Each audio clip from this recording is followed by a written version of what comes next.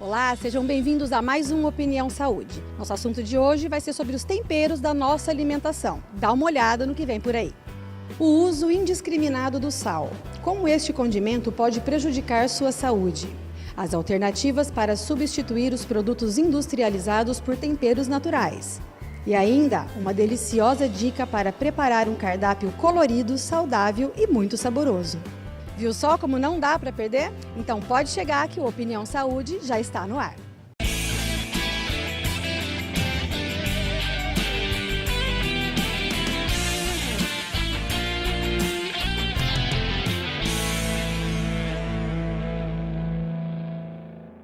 Todo mundo sabe que o sal em excesso faz mal. Especialmente se você tiver uma doença como hipertensão, diabetes, aí então insuficiência renal, insuficiência cardíaca. Por isso que a gente veio tirar as dúvidas com uma nutricionista. Acompanha comigo.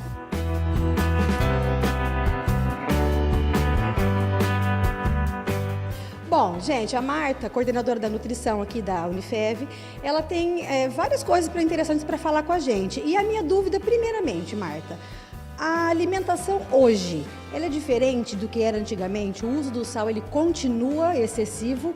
Diminuiu, aumentou? Como é que está hoje a alimentação das pessoas? Hoje em dia ainda, a alimentação das pessoas, ela continua com excesso de sal. A recomendação são 5 gramas. 1 grama, né, a gente acaba considerando o sal que está inerente ao alimento. O próprio alimento. O próprio alimento. E as 4 gramas, né, para você adicionar, o sal que você adiciona. Marta, o que significa em quantidade de colher? Colher de sopa, de café? 1 grama de sal é o que a gente tem em 1 colher de café, aquela pequena. Bem pequena, menor. Pequena, menor que você tem. Então, no caso, 4 gramas seriam 4 colherinhas daquela. Niveladinha. Niveladinha no dia. Ah, no dia, não é por refeição, não. Não, é no dia. E o consumo hoje, pelos estudos, são 12 gramas. Por pessoa adulta. Por pessoa adulta. É isso que as pessoas estão consumindo hoje. Isso aí no passado era mais ou era menos? Era menos. Você atribui isso a talvez fast food? O que será que aconteceu? Um pouco é que aumentou bastante a industrialização de alimentos e aí, consequentemente, você tem a adição de sódio nesses alimentos industrializados. E outra situação é a questão de que antigamente as pessoas usavam mais temperos naturais. Eu tenho visto, por exemplo, salsinha e cebolinha. Eu nunca tinha visto, antigamente acho que não existia salsinha, cebolinha desidratado. Hoje você encontra na prateleira do supermercado. Não tem o mesmo gosto, mas as pessoas às vezes preferem comprar porque é mais prático, né?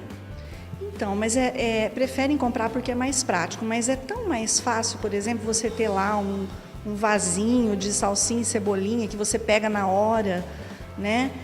O sabor é outro. Tem muito menos sal, né? Você pode diminuir a quantidade de sal, porque esses temperos naturais, eles vão dando o sabor aos alimentos, né? Exatamente. E às vezes as pessoas têm um pouco de receio de usar os temperos, achando que vai tirar o sabor da comida, né? Isso não é verdade. Não, não é verdade. Por quê? Porque, por exemplo, se a gente pegar a cebola, nossa cebola normal, a cebola, ela tem bastante enxofre. Quando você usa a cebolinha, ela tem uma quantidade muito menor de enxofre e o sabor dela, então, fica melhor no alimento. E como fazer a criança começar a comer desde cedo? Porque às vezes o adulto, ele fala, eu não gosto, mas nunca comeu, nunca foi oferecido. Eu sei que tem muito a ver assim, a mãe não come e ela não oferece. Então, de repente, uma reeducação com a família, né, com a mãe, pode funcionar, né, Marta? Pode funcionar. E assim, a gente não pode esquecer que a partir de 1 ano de idade, a criança começa a se alimentar com os mesmos alimentos da família. E aí a família tem que tomar cuidado com o que vai colocar nessa alimentação. Então, por isso é importante a reeducação alimentar da família. E a criança, uma outra coisa que acontece é que às vezes a mãe oferece uma vez, a criança não aceita e a mãe não oferece mais. E isso não pode acontecer, né? A gente tem que oferecer mais de uma vez, né? Tem que insistir. Tem que insistir. E a gente tem muito, assim, como usar os alimentos pelo colorido, pelos formatos diferentes, né? A apresentação, né? A apresentação. Hoje você vê um monte de pratos, né? para crianças com caretinhas desenhadas, onde a cebolinha é a sobrancelha, onde o tomate é a boca, né? Então você tem azeitona preta, né? Azeitona preta, então você tem muito isso, né? E depois que você acostuma, o hábito alimentar é realmente um hábito. Você faz isso todos os dias. Um dia você coloca lá um tempero que você, não gostei muito. Você muda, no dia seguinte você muda para outro tempero. Funciona, né? Com certeza. Quando você vai pegar os temperos naturais, eles têm lá, por exemplo, assim, tal tempero, por exemplo, manjericão. Ele vai ser sempre usado com preparações que tem molho de tomate, né, em carnes e tal. Aí você coloca, você não gosta do sabor, às vezes, porque você tem um paladar, o outro tem um outro. Então, aí você fala, eu vou colocar menos. Ou eu vou experimentar, por exemplo, tomilho, que também eu posso usar nessa situação. Então, aí você vai criando, né, o seu hábito, o seu novo hábito alimentar. E vai treinando o seu paladar. Com certeza. Porque muita gente acha que é assim, por exemplo, a partir de amanhã eu não vou usar mais temperos, eu vou usar salsinha, cebolinha, manjericão, né? E acha que vai adorar a refeição e vai estar ótimo. E não é assim. O nosso cérebro, ele demora para a gente identificar aquele novo hábito e tornar aquilo uma rotina.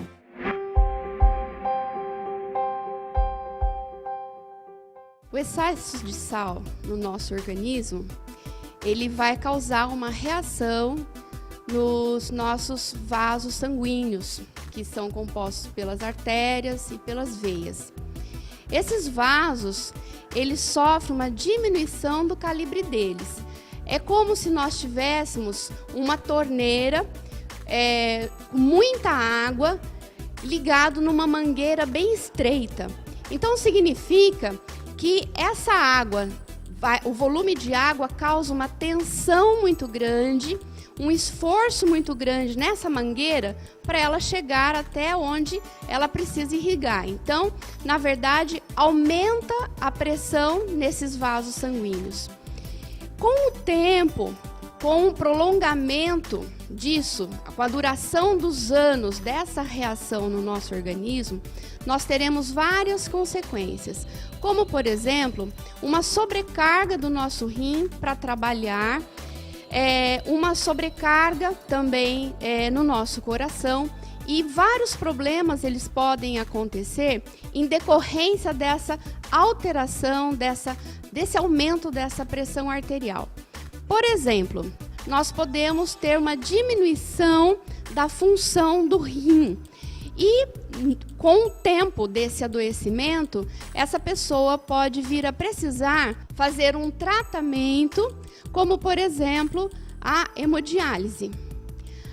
Ainda é possível que a pessoa venha apresentar uma insuficiência cardíaca, venha ter um infarto agudo do miocárdio e ainda um acidente vascular encefálico, ou seja, o que a gente conhece como popularmente derrame.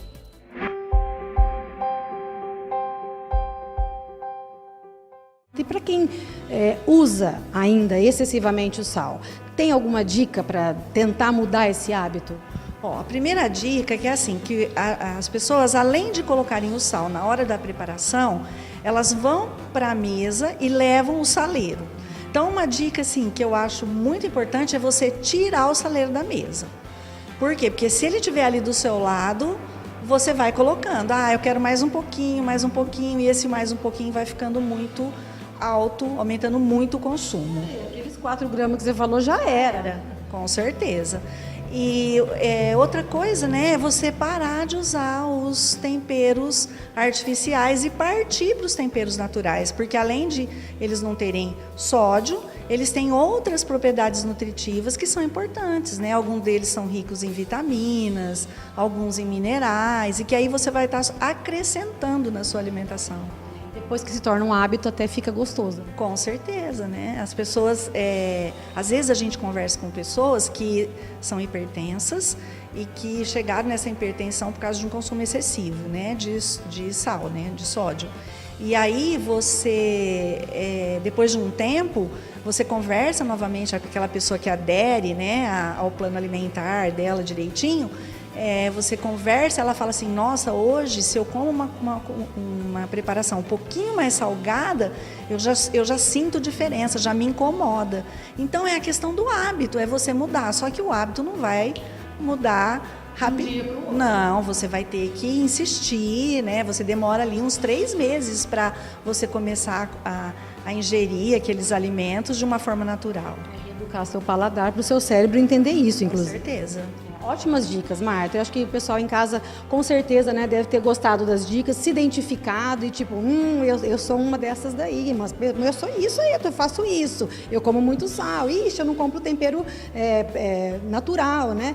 Então, assim, falando em dica, você não pode perder no próximo bloco, então, que o Flávio vai ensinar pra gente algumas dicas de como fazer o uso de temperos naturais, que são, além de tudo, saborosos e saudáveis. Então, não sai daí que o Opinião Saúde volta já.